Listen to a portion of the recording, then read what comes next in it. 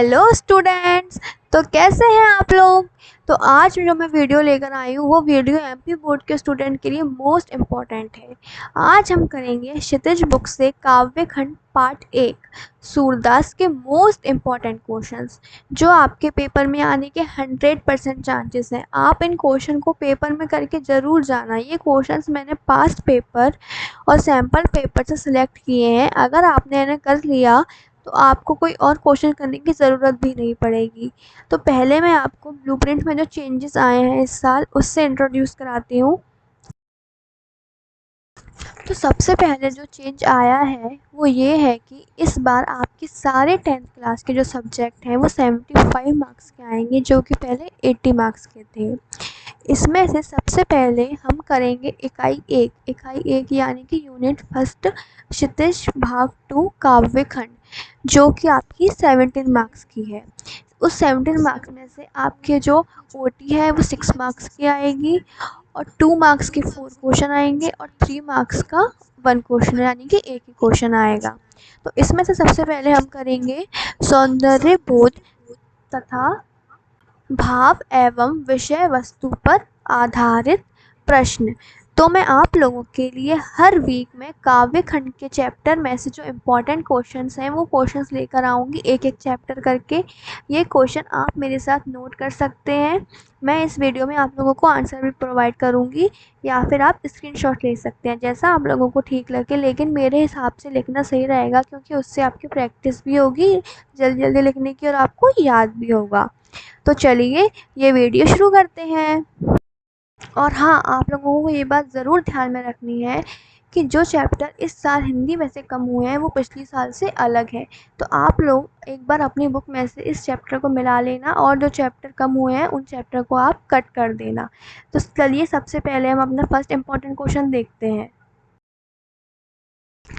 तो इस चैप्टर का पहला इम्पॉर्टेंट प्रश्न है, गोपियों द्वारा उद्धव को भाग्यवान कहने में क्या व्यंग्य निहित है। इसका उत्तर है, गोपियों द्वारा उद्धव को भाग्यवान कहने में ये व्यंग्य निहित है कि उद्धव वास्तव में भाग्यवान न होकर भाग्यहीन है। वे दिखने में प्रशंसा कर रही हैं किंतु वास्तव में कहना चाह रही हैं कि तुम बड़े अभागे हो कि कृष्ण के प्रेम का अनुभव नहीं कर सके। श्री कृष्ण के निकट रहकर भी उनके प्रति अनुराग नहीं हुआ, वह तुम जैसा ही भाग्यवान हो सकता है। अब हम देखेंगे इस second important question. Second question है, गोपियों ने उद्धव से योग की शिक्षा कैसे लोगों को देने की बात कही है। गोपियों के अनुसार योग की शिक्षा उन्हीं लोगों को देनी चाहिए जिनकी इंद्रियों व मन उनके वश में नहीं होते हैं। जिस तरह से चक्री घूमती रहती है उसी तरह उनका मन एक स्थान पर ना रहकर भटकता रहता है। गोपियाँ कहती हैं कि हमारा मन तो श्री कृष्ण के प्रेम में एकनिष्ठ है, वह चंचल नहीं है, इसलिए हमारे लिए योग व्यर्थ है। प्रश्न नंबर 3 है, उद्धव के व्यवहार की तुलना किस किस से की गई है। इसका उत्तर है, गोपियों ने उद्धव के व्यवहार की तुलना निम्नलिखित उदाहरणों से की है। गोपियों ने उद्धव के व्यवहार की तुलना कमल के पत्ते से की है जो जल में रहते हुए भी उससे प्रभावित नहीं होता है। सेकंड, उद्धव की दूसरी तुलना तेल से युक्त ऐसे घड़े से की गई है जो जल में डुबोने पर भी पानी से नहीं भीगता। प्रश्न नंबर 4 है, गोपियों ने किन किन उदाहरणों के माध्यम से उद्धव को उल्हाने दिए हैं। इसका उत्तर है, गोपियों ने निम्नलिखित उदाहरणों के माध्यम से उद्धव को उल्हाने दिए हैं। पहला है, कड़वी ककड़ी जो खा ली जाए तो गले से नीचे नहीं उतरती। प्रेम रूपी नदी में पांव डुबाकर भी उद्धव प्रभाव रहित हैं। गोपियां उन्हें बड़वागी कहती हैं जो कृष्ण के संग रहकर भी प्रेम बंधनों से मुक्त हैं। और लास्ट है, कमल के पत्ते जो नदी के जल में रहते हुए भी जल के प्रभाव से मुक्त रहता है।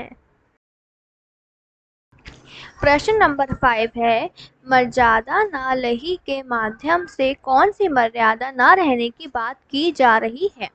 इसका उत्तर है, प्रेम की मर्यादा है कि प्रेम के बदले प्रेम किया जाना चाहिए। किंतु श्री कृष्ण गोपियों में प्रेम भाव जगाकर स्वयं मथुरा चले गए। गोपियों ने अपने प्रेम को कभी किसी के सम्मुख प्रकट नहीं किया था। वह शांत भाव से श्री कृष्ण के लौटने की प्रतीक्षा कर रही थी, परंतु श्री कृष्ण ने गोपियों से प्रेम निभाने की बजाय उनके लिए नीरस योग संदेश भेज दिया, जो कि एक छलावा था, भटकाव था। इससे स्पष्ट है कि श्री कृष्ण ने प्रेम की मर्यादा का पालन नहीं किया, उसी को मर्यादा नालही कहा गया है। प्रश्न नंबर 6 है, कृष्ण के प्रति अपने अनन्य प्रेम को गोपियों ने किस प्रकार अभिव्यक्त किया है? इसका उत्तर है, गोपियों ने कृष्ण के प्रति अपने अनन्य प्रेम को इस प्रकार अभिव्यक्त किया है। वे अपनी स्थिति गुड़ से चिपटी चींटियों जैसी पाती हैं, जो किसी भी दशा में कृष्ण प्रेम से दूर नहीं रह सकती है। वह श्री कृष्ण के प्रेम में रात दिन सोते जागते सिर्फ श्री कृष्ण का नाम ही रटती रहती हैं। थर्ड है, उन्होंने स्वयं को हारिल पक्षी व श्री कृष्ण को लकड़ी की भांति बताया है। जिस तरह हारिल पक्षी लकड़ी को नहीं छोड़ता, उसी तरह उन्होंने मन क्रम वचन से श्री कृष्ण की प्रेम रूपी लकड़ी को दृढ़ता पूर्वक पकड़ लिया है। लास्ट इम्पॉर्टेंट क्वेश्चन है, गोपियों के अनुसार राजा का धर्म क्या होना चाहिए? इसका उत्तर है, गोपियों के अनुसार राजा का धर्म प्रजा के हित का पूरा ध्यान रखना होना चाहिए। प्रजा को किसी प्रकार से नहीं सताया जाना चाहिए। एक राजा तभी अच्छा कहलाता है जब वह अनीति का साथ न देकर नीति का साथ दे। तो इसी के साथ आपके सारे इम्पॉर्टेंट क्वेश्चन खत्म हुए। इस चैप्टर में टोटल 12 क्वेश्चन है, लेकिन आपको उनमें से ये सिर्फ 7 क्वेश्चन ही करने हैं, जो कि मोस्ट इम्पॉर्टेंट है। इसलिए आप इसको अपने रजिस्टर या कॉपी में लिख लीजिएगा या फिर स्क्रीनशॉट ले लीजिएगा, जैसा आपको ठीक लगे। अगर आप लोगों को मेरी ये वीडियो हेल्पफुल लगी है तो आप मेरे चैनल को सब्सक्राइब और वीडियोस को लाइक करें। मैं ऐसे ही एमपी बोर्ड के स्टूडेंट्स के लिए हर एक चैप्टर के इंपॉर्टेंट क्वेश्चन लेकर आऊँगी और उनकी एक प्लेलिस्ट भी क्रिएट कर दूँगी, जिससे आप लोग ईज़िली वीडियो ढूँढ सकें। Thank you for watching.